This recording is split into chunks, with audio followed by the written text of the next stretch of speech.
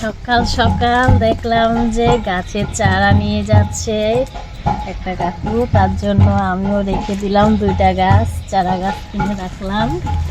এখন এগুলো লাগাবো। একটা লাল চন্দন গাছ এটা, আর একটা কুলবড়ই। খুব সুন্দর হবে গাছগুলো যদি হয়ে যায়, ঠিকঠাক মতো বড় হয়ে যায়।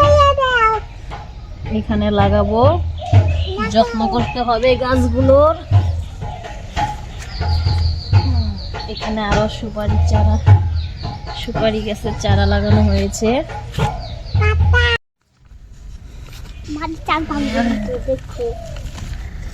এই দেখো চারা গাছটা খুব যত্ন সহকারে লাগাচ্ছি আমি। গর্ত করলাম, গর্তের ভিতরে একটু গোবর সার দিয়ে দিলাম।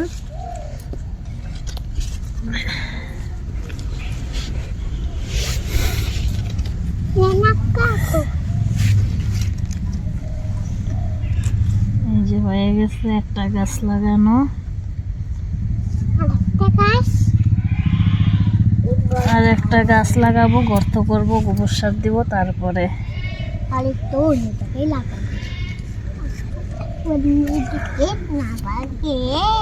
এগুলো বাইর করে দিই।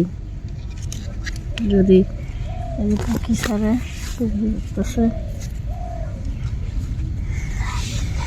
এই যে ডিজাইন করে দিই।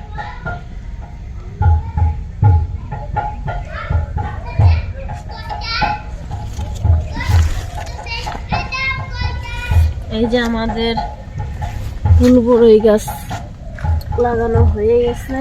এখন আমরা এই লাল চন্দন গাছটা লাগাবো, আর একটু ওইদিকে যে গোবর সারও নিয়ে যাচ্ছি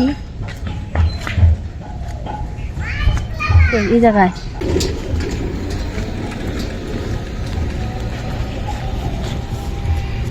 হচ্ছে আমাদের এদিকে তো আবার ছাগল গরু খুব বেশি, ছাগল চলে আসে। এই সুপারি চারাগুলো খুব দেখে রাখতে হয়, একটু পরপর ছাগল চলে আসে, ছাগলের বাচ্চা পাশের বাড়ির। তার জন্য কি করতে হবে, গাছটা লাগানোর পরে চারপাশে একটু ঘিরা দিতে হবে নেট দিয়ে, না হলে তো গাছটা হবেই না, খেয়ে ফেলবে ছাগল গরু। গাছ লাগানো খুব জ্বালা আমাদের এদিকে। এই যে লাল চন্দন গাছটাও আমি লাগানোর জন্য প্রস্তুত হয়ে গেছি, লাগিয়ে দিচ্ছি খুব সুন্দরভাবে।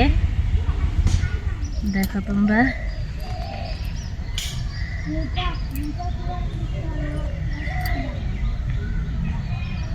লাগানো হয়ে গেছে। এখন শুধু যত্ন করতে হবে গাছগুলোর। লোকের ছাগল গরু এসে যেন না খায় গাছটা, ভালোভাবে যেন বড় হয়। গাছ লাগাও, প্রাণ বাঁচাও, একটি গাছ একটি প্রাণ। বাঁচতে হলে গাছ লাগাও সবাই। গাছ আমাদের অক্সিজেন দেয়।